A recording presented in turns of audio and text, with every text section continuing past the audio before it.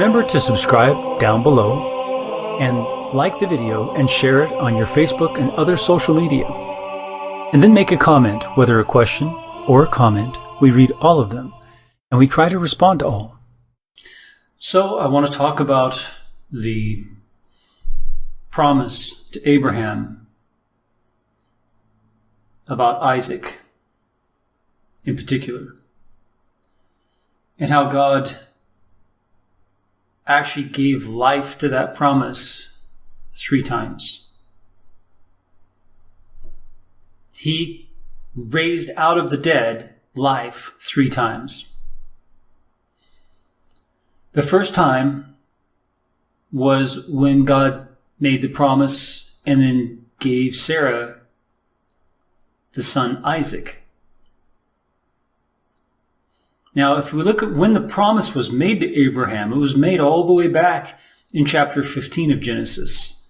That was the first time that God made a promise to Abraham about his seed. And Abraham was already 75 years old. And it took another 25 years until God fulfilled that promise.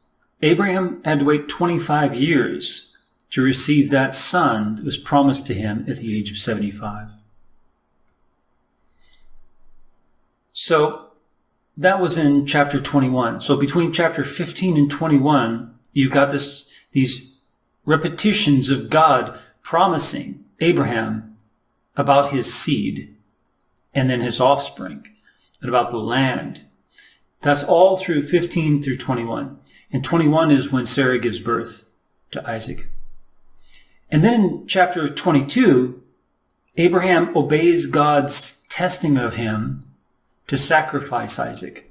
Now this really is one of the most phenomenal stories in the Bible, because God had solidly and repeatedly promised Abraham to create a whole generations as numerous as the sand on the seashore, or as numerous as the stars in the sky, through this one son, Isaac.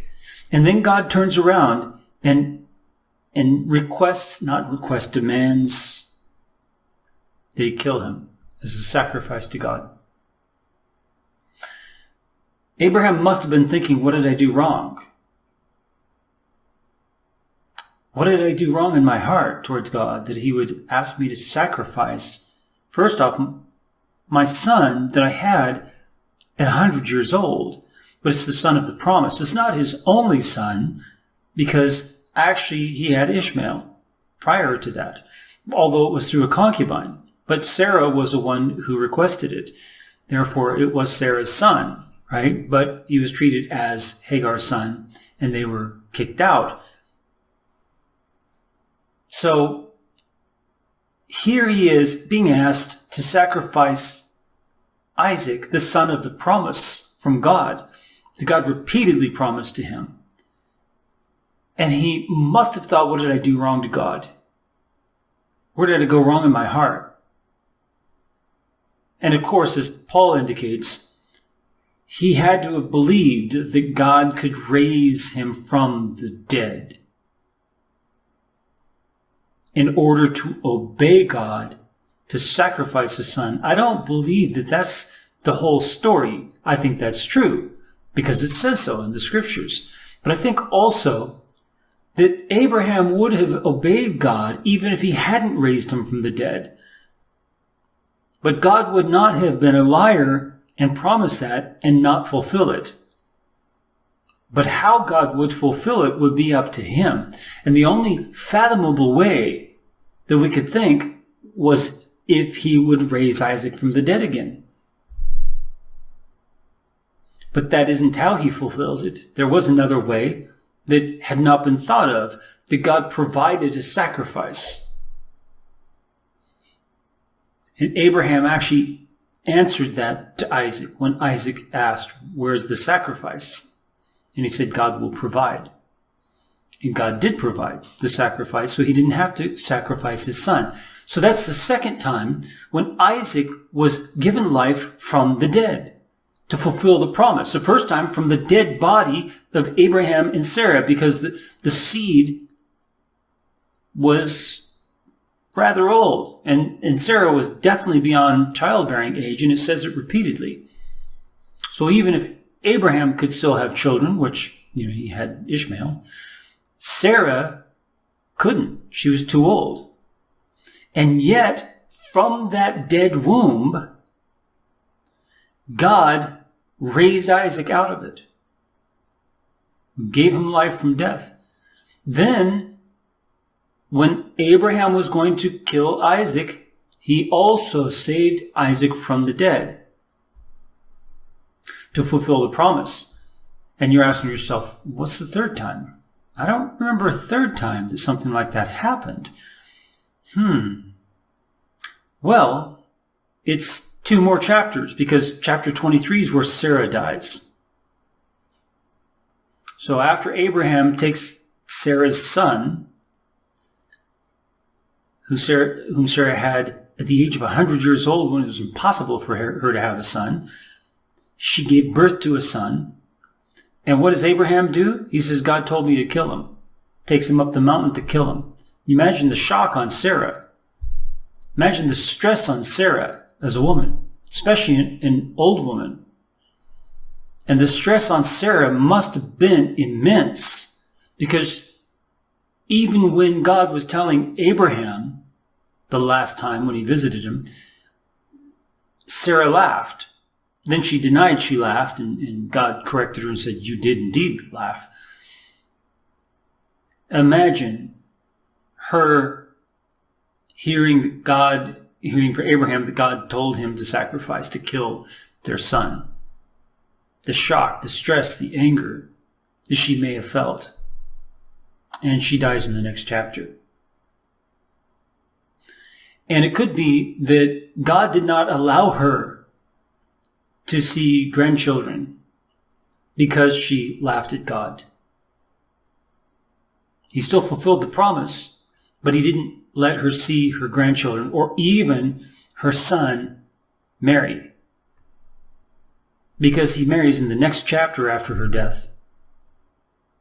And in fact, her death is very significant for Isaac in his reception of Rebekah. And so chapter 24 is where Abraham gets nervous and sends his servant out to get a wife for his son. And his son's 40 years old. And you say, well, it doesn't say that in that chapter. No. But if you read in 25:20, chapter 25, verse 20, it says, and Isaac was 40 years old when he took Rebekah to wife. That's where it's going through the genealogy. So those genealogies are not insignificant. They help fill in some of the blanks. So you understand that Isaac was already 40 years old and he still didn't have a wife. Now, some of the men didn't have children until they were 65, 75, well, in Abraham's case, 100 years old, right? So that really wasn't the issue. The issue was that he didn't have a wife. And so Abraham sent out his servant and also prayed for an angel to be sent ahead of him, an angel of the Lord, for the success of choosing a wife. And in fact, there was an angel and there was success, and the word of the Lord came.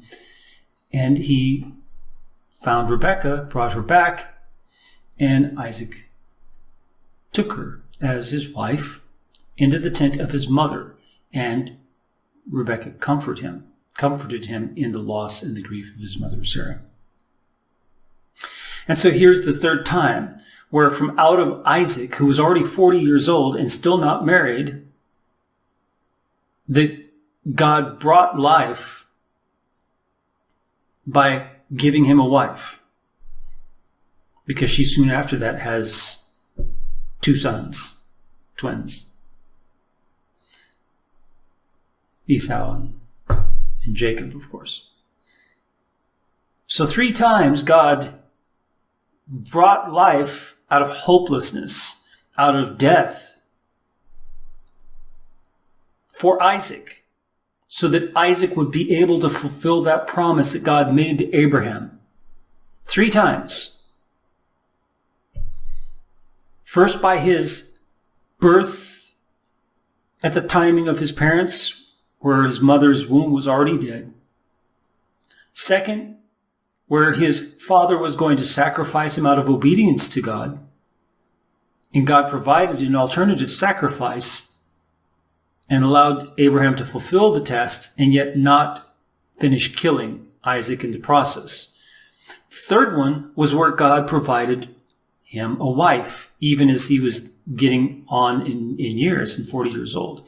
He didn't have a wife yet. So we see that God did provide life through Isaac 3 times over to fulfill the promise to Abraham. It's beautiful to see this view, this sweeping view of how God works with one person or a family.